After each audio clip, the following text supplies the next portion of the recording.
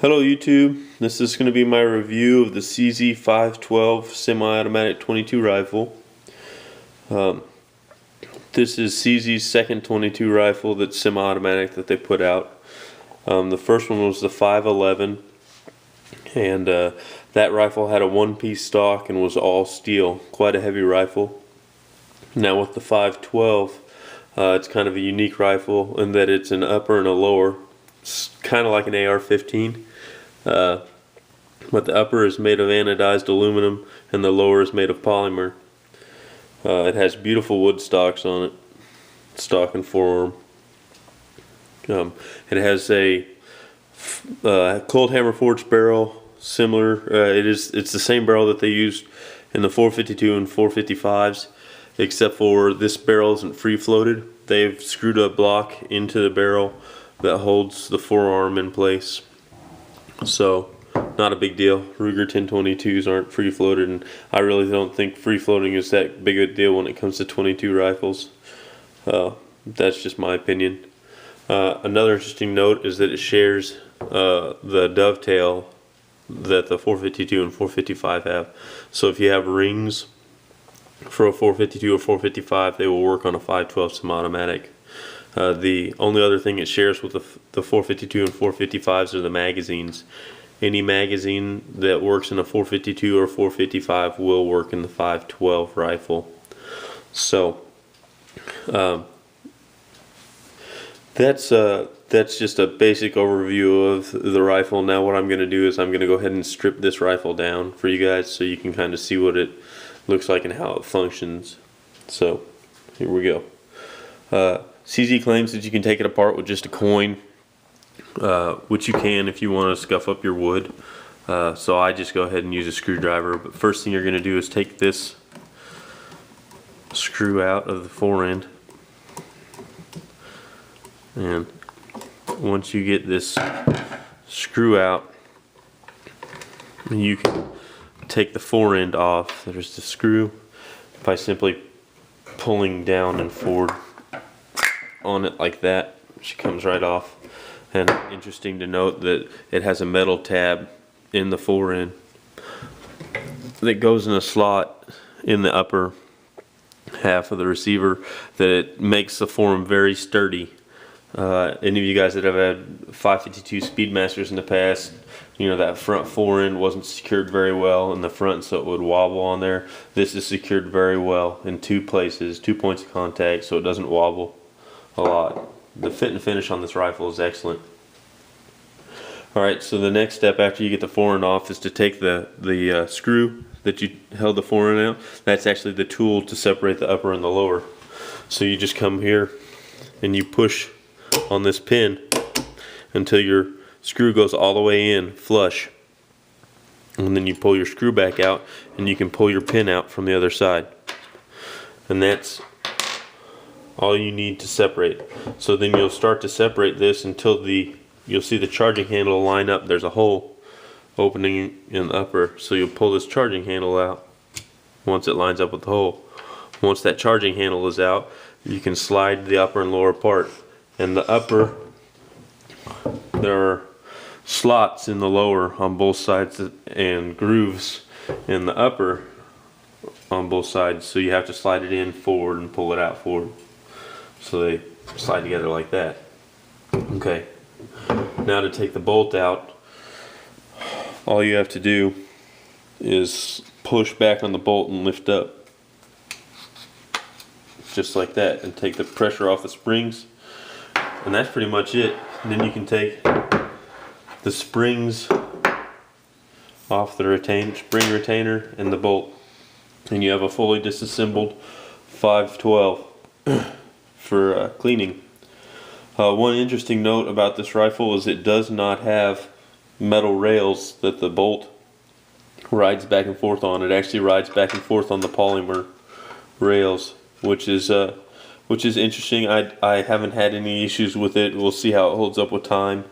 A couple other rifles have done that in the past, or not rifles, but I know the pistols. There was an old Ruger 9mm, the P series. The slide just rode back and forth on a polymer. So, but we'll see how it holds up. So, Now, interesting note, CZ says it will break down with just a coin, but in order to put it back together, you have to have this tool, this spring guide tool. So make sure that you don't lose this. I guess you could use a coat hanger, cut it and bend it, and it would work just fine. But what I'm going to do is reassemble the rifle now, and you put the springs back on the spring retainer, like that, and then this goes in the bolt. And we put the springs back in their holes, slide them through, and then take this guide rod and slide it in the front. And then you got to kind of hold it with one hand, and you're going to put this retainer right here on the shelf that it sits in, and I kind of hold it the best I can, and then push the bolt back, and once it gets far enough back, set it down on the rails, and it'll kind of push the retainer tool out of the way, and then you have the bolt reassembled just like that. And then we go ahead and slide the upper and the lower back together, basically in reverse order of disassembly, if I can get it to. Oh, this, there, push that back down, get everything flat, slides in just like that. You'll line up your hole, and there's grooves inside this. I don't know if you can see it. Yeah, there they are.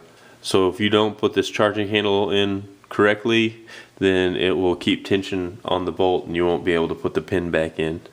But once you line those grooves up, you can push it in with those grooves lined up with the grooves in the slot, and it'll slide forward.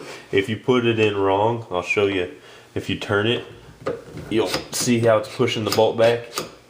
It makes it to where you can't put it back together. So you're going to rotate that to where the slots line up and your bolt closes. And then the next step is you just put your pin back in.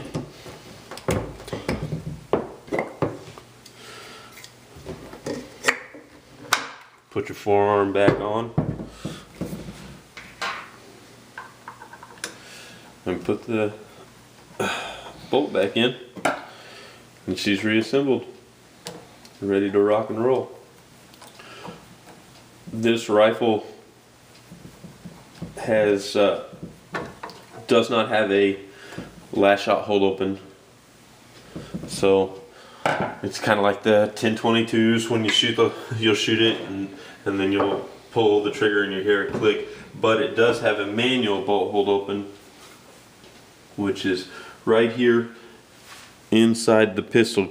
Inside the pistol grip, inside the trigger housing, and so you pull back on the bolt and then push down on this and let forward, and it will hold the last round open. So it does have a hold open full feature, but it doesn't when firing.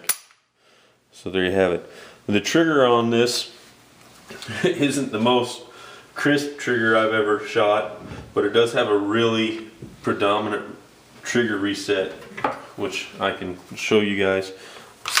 Cycle it, and I'll pull the trigger and then cycle it again. You'll be able to hear the reset whenever I let off the trigger. It's a very, very loud reset. You won't miss it. So it's not a bad trigger. I've shot better triggers and I've shot a lot worse. This is definitely a better trigger than the factory 10-22s of yesteryear, the ones that had the metal trigger housing. I had one of those that I think had like a 8 or 9 pound trigger in it, and this is definitely better than that. So there are better triggers and worse triggers. It's a fairly decent trigger for the rifle. I wish it had flush mount 10 round mags. My Browning T-Bolt and the Ruger 10-22 have those, but 5 rounds isn't that bad. You just carry another magazine with you. So now what we'll do is I'll cut away and show you some shooting footage of the rifle, and then we'll come back and look at some targets. So here we go.